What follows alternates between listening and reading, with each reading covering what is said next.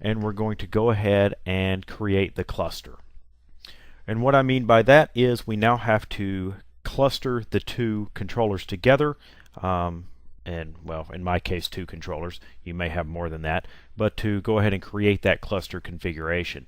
So to do that, we log out of XMS and we log back in as XMS admin. Now, and the password for this is 123456. And then it's going to ask you for a username again, which is kind of odd, but you're actually logging into what's known as the tech interface. So tech and 123456 again.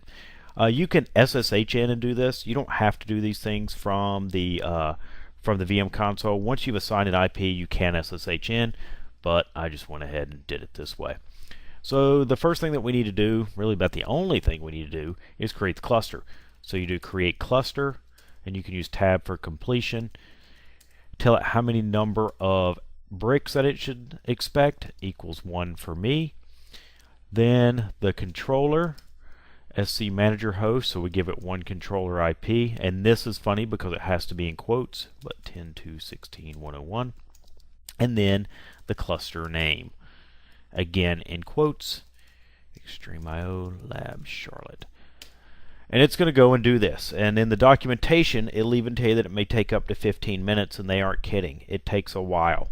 So just kind of let this go, let it create the cluster. When it's done, it'll spit out some information, and then we'll do a couple of checks to make sure the cluster is actually valid.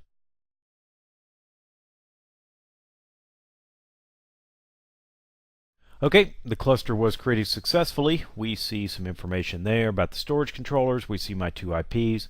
We see the InfiniBand addresses and all that. So if you just want to confirm everything, there's a couple of quick commands you can run.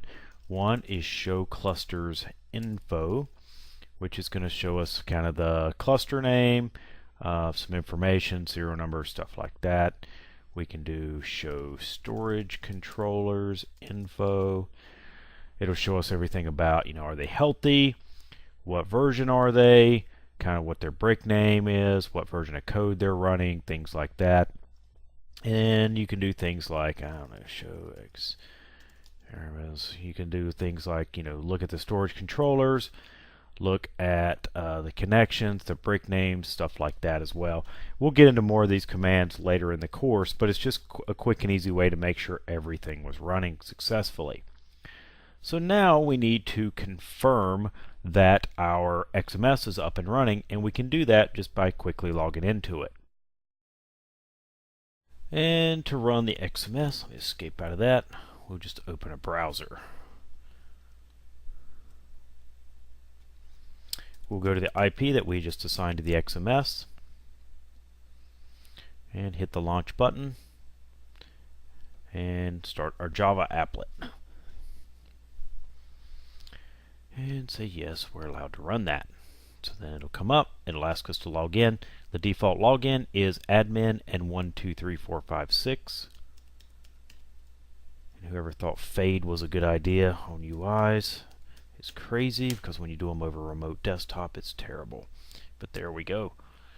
So I see physical capacity 7.47 terabyte. That's good. If you weren't talking to your cluster, you wouldn't have anything there. These will be blank until we carve up some storage, but I want you to go to hardware and make sure this is good. So if you weren't talking to your cluster, this would all be colored like red and orange. Well, we can actually go through here and see information on each of the components in your XBrick configuration. So we'll come back into this in far more detail here soon, but that concludes the install. So as you can see, it's pretty quick, not too painful. And that's it for the lab.